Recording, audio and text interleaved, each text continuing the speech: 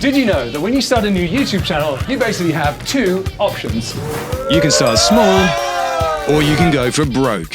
So I decided to do something nobody has ever done before. What's the worst that could happen? Come on, stop it! Ow! Oh! I'm the king of the world! Time to hiccup. So this was going to be our first film for BasedAF, and we wanted to come out swinging. But first, we needed an idea. So, Tom, what are you thinking? Well, we could do like No, answer. Whatever Tom was gonna say. That's not that helpful. Here, have a chip. Oh, Yeah, get to the board and show me what you've got. I agree with Robin. Start with the bang. Oi! Sit down. All right, give me that. Yeah. What does Robin do well? But despite our excellent progress, things soon got out of hand.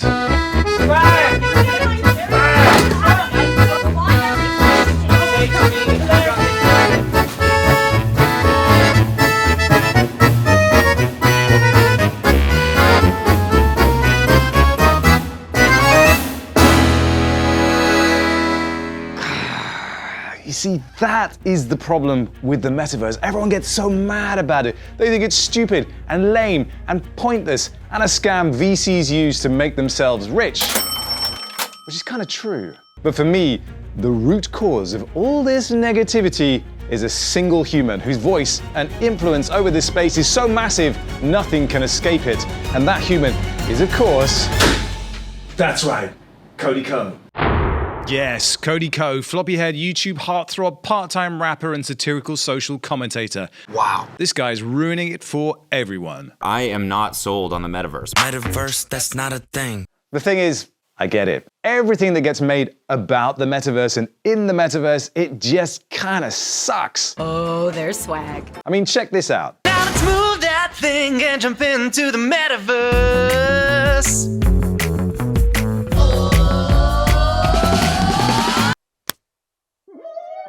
So, it's going to be tough, but if people are going to take us seriously, then Cody Ko is ground zero. This is where we make our stand. Huh? But I like him. And what your big idea is petty beef with a YouTuber. Look at his hair. He has got great hair. Don't bop his head. Listen, I am Team Cody Ko. When he disses the metaverse, he disses all of us. And we cannot let that stand. Yeah? Why? We in? We in? Everybody in? Okay, fine, Cody. What are you gonna do to bring him around? Well. Okay, so there's this scene at the end of WALL-E where we meet the humans and they're all fat and useless and can't look after themselves. That's what I think most people believe is what will happen with the metaverse. But every time I step into VR, I become this explosive physical specimen. So whatever we do, it has to be a physical challenge, something that gets the blood pumping, like Zuck kicking ass at MMA. And it just so happens this is the perfect strategy for Cody Ko, because just recently, he did this. Last week, I finished my first ultra marathon, 60 kilometers, 37 miles, with 9,000 feet of elevation. It took me 9 hours and 45 minutes to finish it, and it was the hardest thing I've ever done, ever. I know this is different. Boom! Shut up, you floppy-haired freak. That's it. I don't get it. I want to run a marathon in the metaverse. Have you ever ran a marathon? No, never run a marathon. You like running? Not really. This is just flat out not gonna work, man. And you're stupid for even thinking it. Tough, we're doing it. So here are the rules. Everyone thinks the metaverse is a VR experience, so VR it is. It also has to be in a shared digital world where other people can join in, and my locomotion in-world has to be powered entirely by the movement of my own legs. And oh yeah, we had to do the whole thing in 3 months.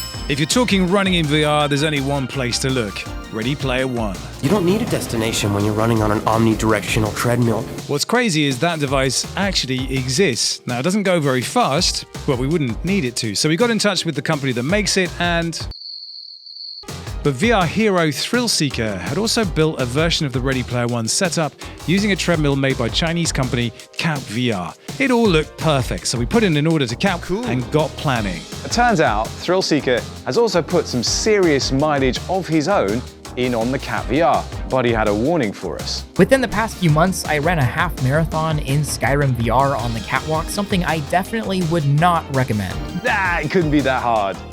Could it? This is stupid and it's never going to work. It goes against everything that should ever be possible in the world and science of running. So that's Jez, one of my closest friends. He's a marathon runner, he's a marathon coach, and a published author. So he knows a thing or two about the human body. The marathon is the pinnacle of competitive running. So my question for you is, when was the last time you ran competitively a half marathon or something of that distance?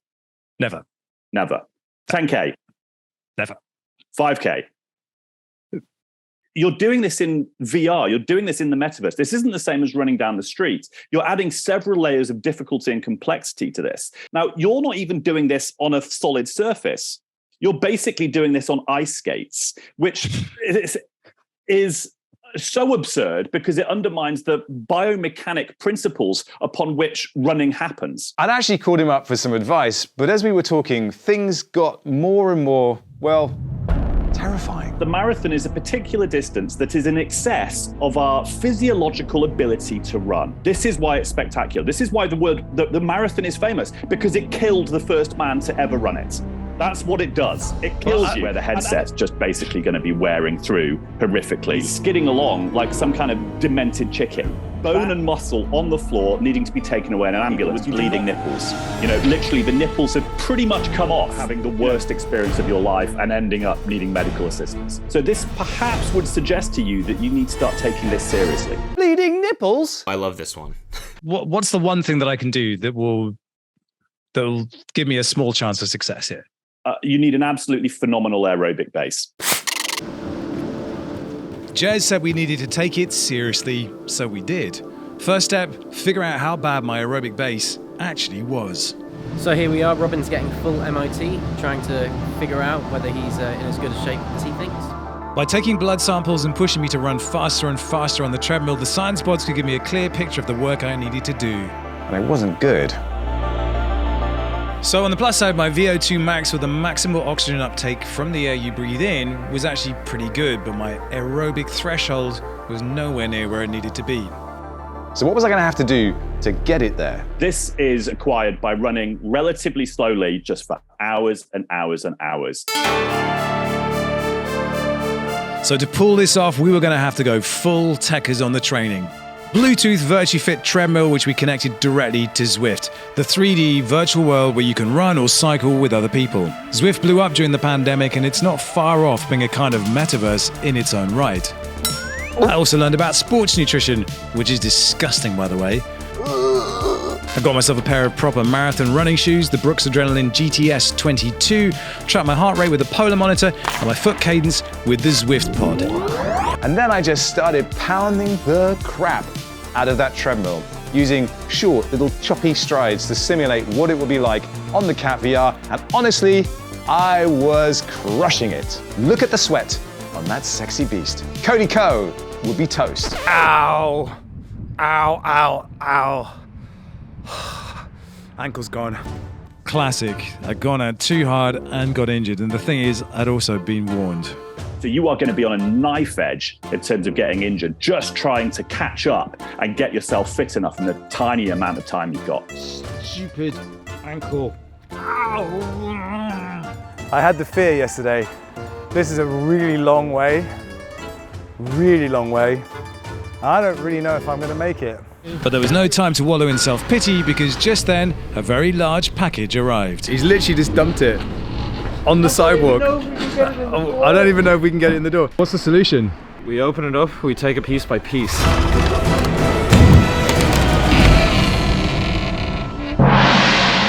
Oh yeah. But things started to go wrong almost immediately. It's very circular. It's not as big as it looked in the pictures. Yeah. We already broke the LEDs. The best thing to do will be just to put it together and then give it a go.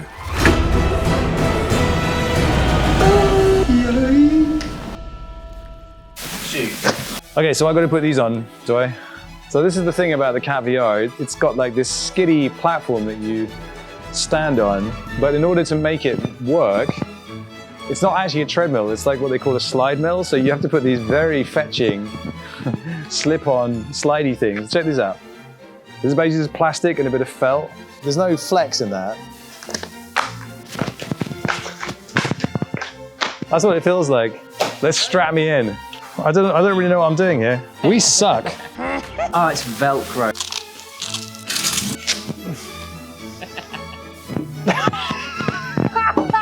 Oh, this is gonna suck so bad. Time to jack in. But it soon became clear this wasn't going to be as easy as we thought. Oh, I fell off the, oh, it's gone. My feet are backwards. Why are my feet backwards? I fell off again! Ow! It just wants to throw me off the bloody cliff. Oh, this thing sucks. Your feet move, but they're just going sideways. It just feels so stupid. This is a nightmare. I'm stinking and hot. No! Oh! I've got some random Japanese people laughing at me, and my foot stuck in the machine. Seriously. Ah! My ankle was knackered. That treadmill was a nightmare. And yeah, at that moment, I lost it. Watch the hardware, man. It's not gonna work. It's not. It's going to work. Ooh, relax. Just your first go, Robin. Take it. That's not good. You know what this calls for? Don't even think about it. No. Oh yeah, I forgot to tell you about the handle, didn't I? So that handle, that activates base mode, and when you pull it, well, let's just say things get a little interesting.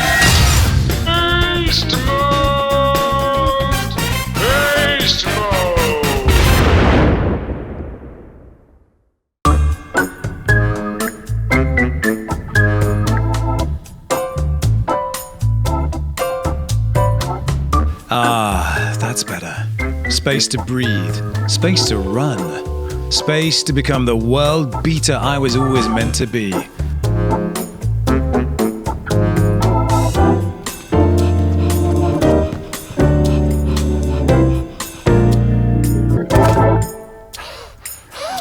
Time to hook up.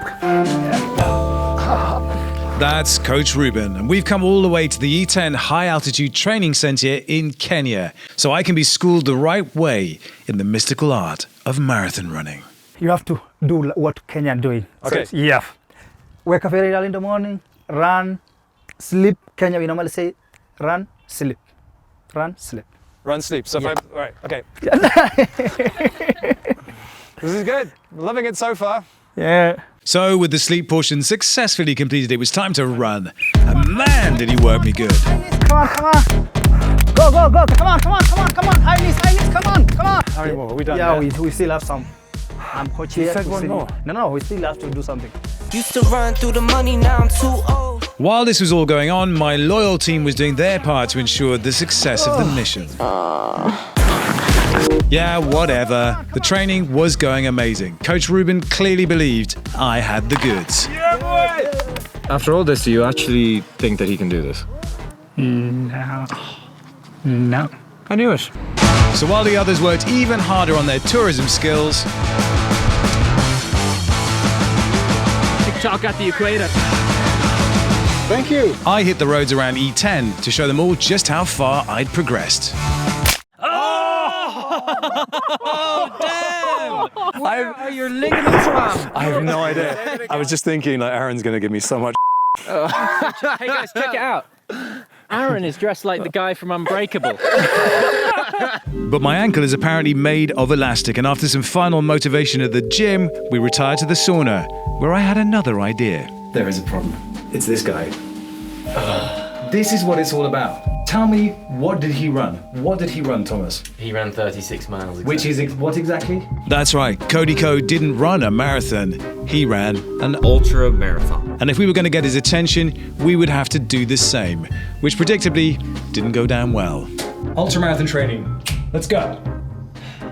It's a terrible Let's idea. go. It's a terrible idea. It's a terrible idea. That guy over there, he doesn't care about marathon runs. I'm gonna go over budget. But what we didn't realize was that Tom was hiding a surprise of his own, and not at all where you would expect. Guys, Robin's right. And I have an idea.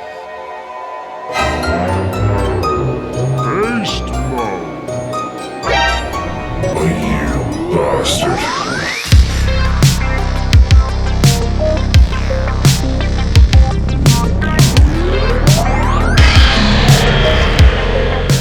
idea, well, it was to do something different. Throw away the technology and journey to a very special place to run with some very special people. And maybe, just maybe, I might learn something. So where is this special place? It's the Copper Canyon in northern Mexico. It's taken us 36 hours to get here, but so worth it. This place is spectacular. But we haven't come for the scenery. We've come to find a mysterious tribe of Mexican Indians who live in the canyons and have earned themselves a reputation as the finest ultra runners in the world.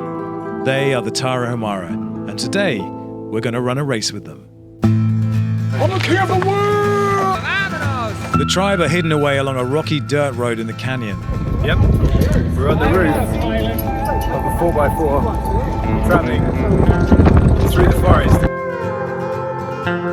And the first thing you notice here is that everybody's always running. Honestly, that's embarrassing. That kid's probably faster than me, better than me at running. These ultra races through the mountains are a chance for the whole community to come together, to eat together. It's just a big old party really, but one where everybody is insanely fit. There's no fancy sports clothing here, no Nike, no Lycra. The women run in skirts, headscarves, and rope sandals made of old car tires. Others just run in whatever they're wearing. It's just what you do. All those traditions, the clothing, the running, it's so important to their way of life. Another tradition here is pinoli, the local energy drink made by hand from ground corn. The magical, mystical pinole. This is going to be the secret to my success.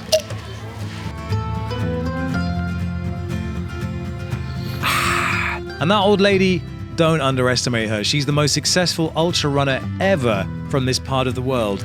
And yes, she still kicks ass.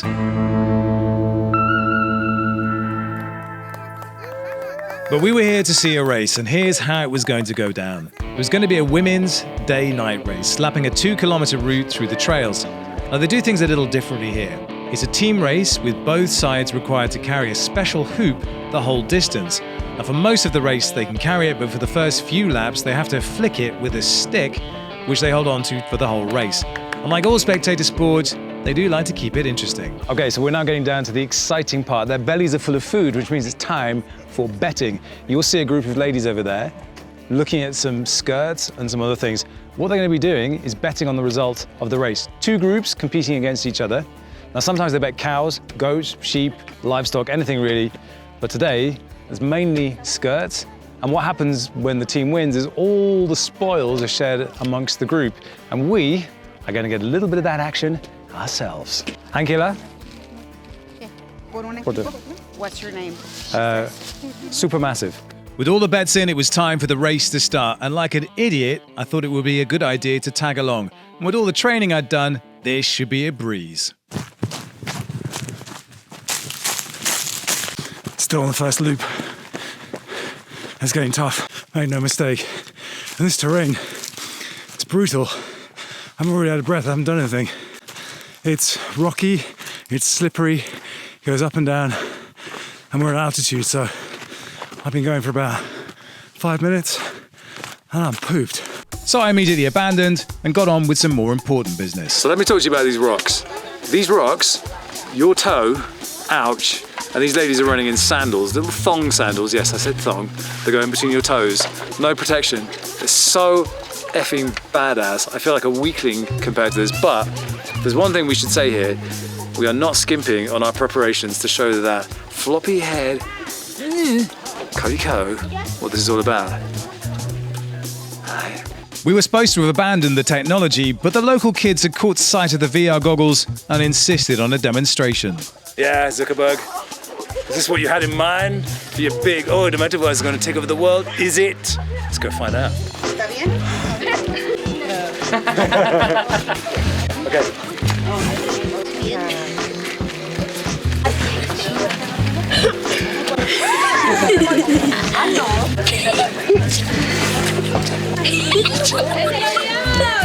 I thought we were trying to promote VR, not make it look. What's up? But as the sun went down, the race began to get serious. Any yolks, lads? Any yolks? So the sun has gone down and the temperature is absolutely plummeted. It's freezing cold. Obviously it's dark. Those rocks, those trails are absolutely treacherous. So in order to see their way, they've got head torches, but they also carry these flaming torches. It's so impressive what they're doing. Maniacs. And of course, being the maniac I am, I decided to go with them. All right, we're gonna do this. We're gonna do one lap, running in the dark with a torch and a headlamp. Pray for my ankles. Let's do it. Let's go.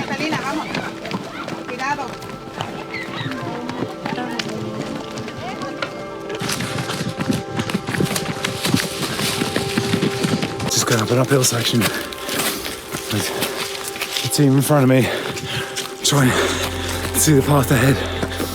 It's crazy how difficult it is to see anything. I literally just broke my ankle there. Trying to do the best we can in the dark, and it's really cold. Robin, are you winning? Over. Down a steep go for the rocks at night. Ouch. That doesn't sound like he's winning. So what you notice here is the runners at these events, they never run alone. They always have company running with them, helping them keep going.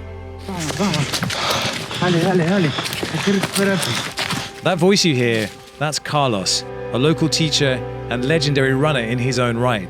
And the next day, we would be running together. That was awesome. It's so incredible when you're just in the middle of the woods and with two people just running alongside you who are struggling, who've been running for like 2 hours already, and you're helping them. And like, it's just like this team community thing. It's so inspiring. Amazing. Eventually, there were only 2 competitors left in the race to complete the full distance, a mother and her 12-year-old daughter. An unforgettable experience, but now I needed to learn from the master himself.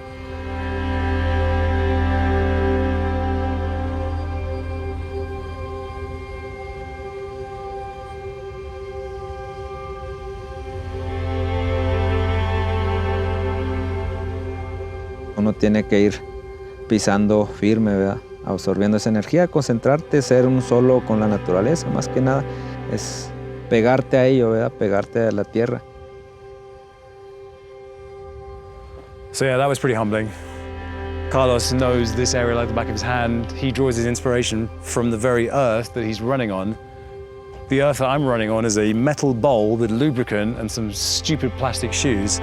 So the challenge to me is to find inspiration from all of this, put it up here, and use that when the fan to drive me forward through what will inevitably be quite a lot of pain and suffering, because if there's one constant through all of this, yeah, it's gonna hurt.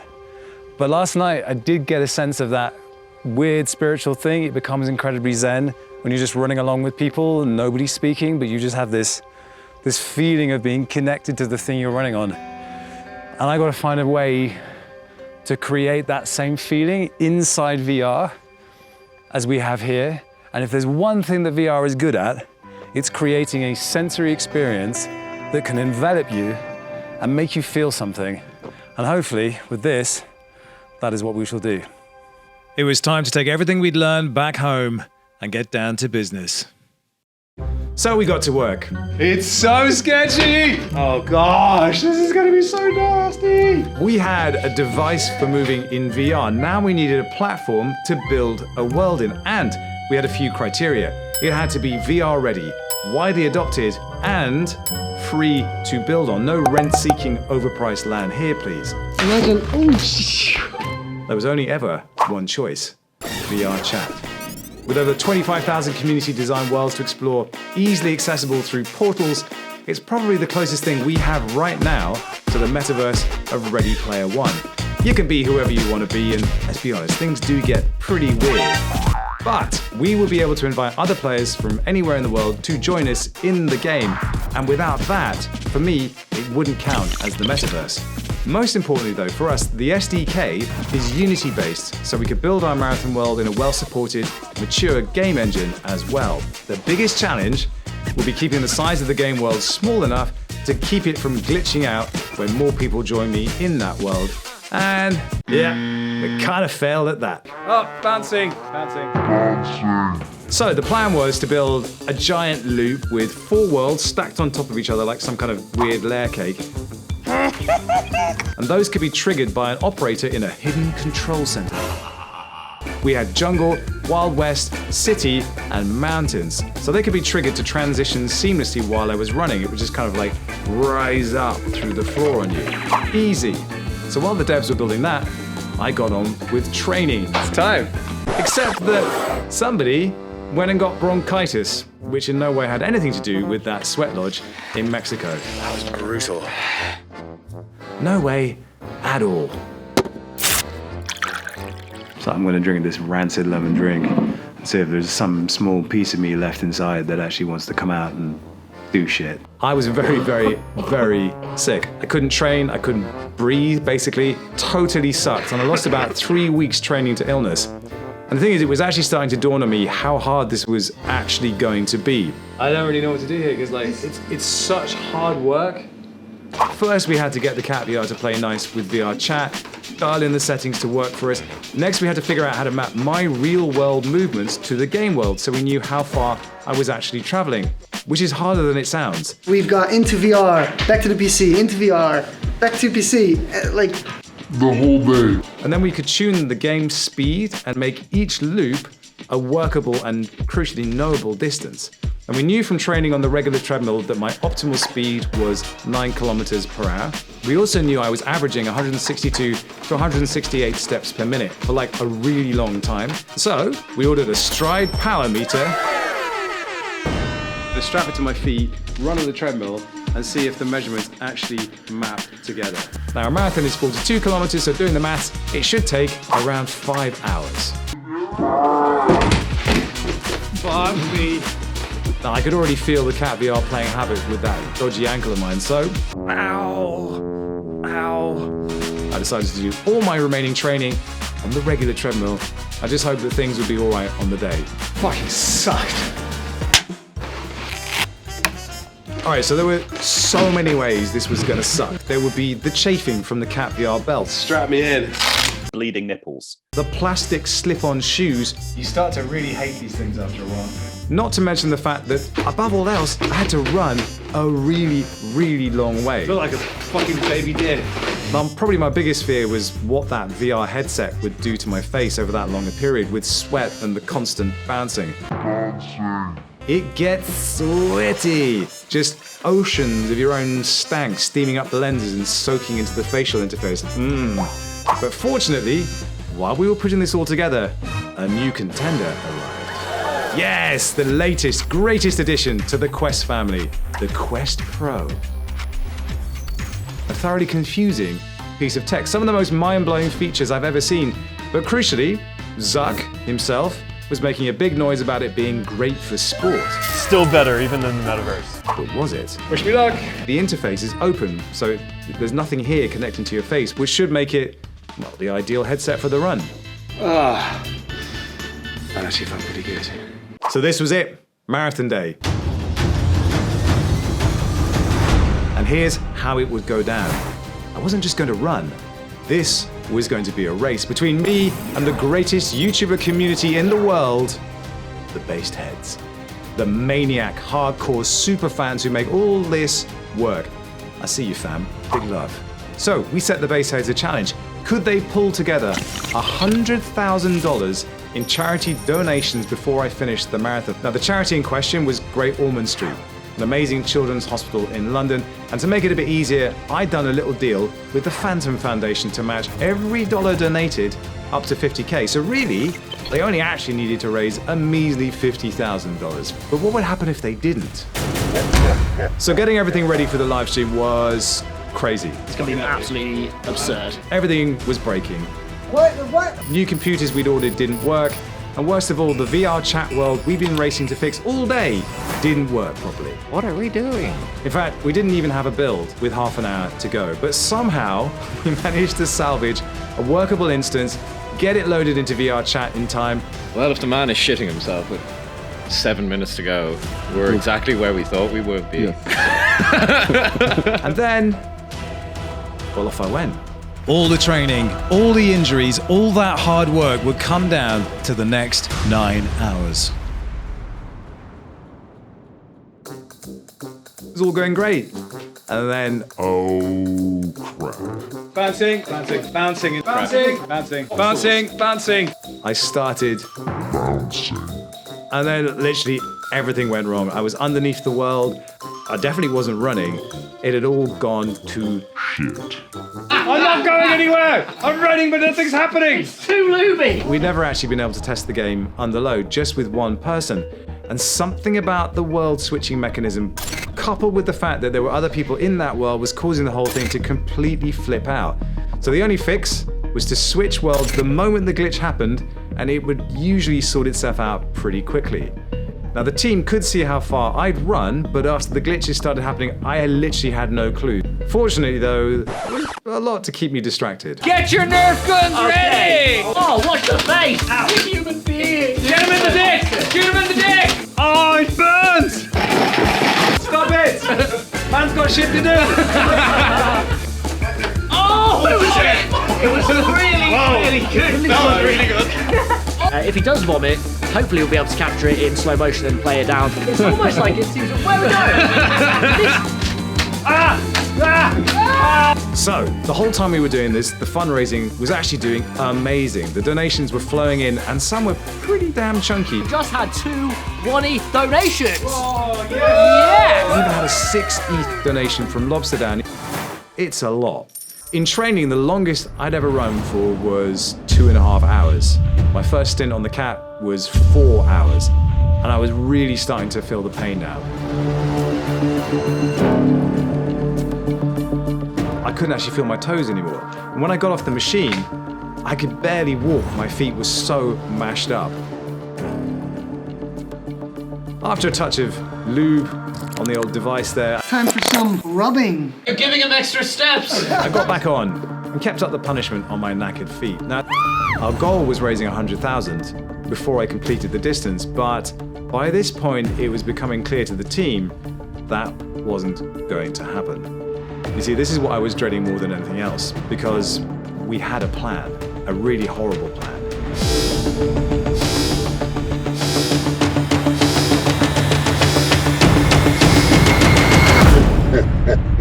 I have to go all the way back to the beginning. That's right, they reset me. All the way back to the beginning. The counter went back to 0. And at that point, things got a little weird. What's happening here? I don't know anymore. The guys tried to cheer me up with a mini rave powered by our friends at Monster Cat. Shout out Monster Cat.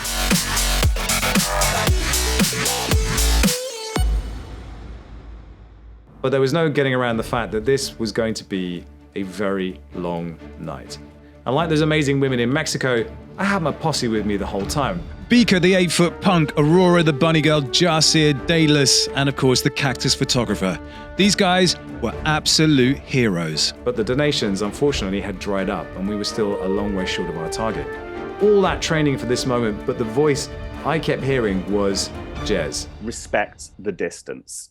I'd made a promise to keep going until we'd maxed out the amount Phantom had pledged. And at this point, all I could hope was that someone would take pity on me. So I kept on running and running and running.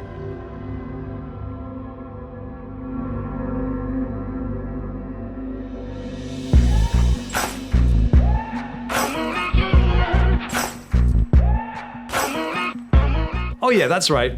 We did it. We raised 100 grand in 9 hours for Great Ormond Street, one of the top hospitals in the world for pediatric care and research. Now, we actually went to London to give them a giant check, and we were given a tour of the hospital by the charity team, who really couldn't believe we'd managed to raise so much money so quickly. And I know now that that money will be put to a really good cause. Robin, SuperMassive, ultramarathon king, you've raised $100,000. So in the end, I ran for 9 hours and completed 65 kilometers, basically 3 half marathons, which is more than Cody. Not that it matters. But I do have a message for the codester.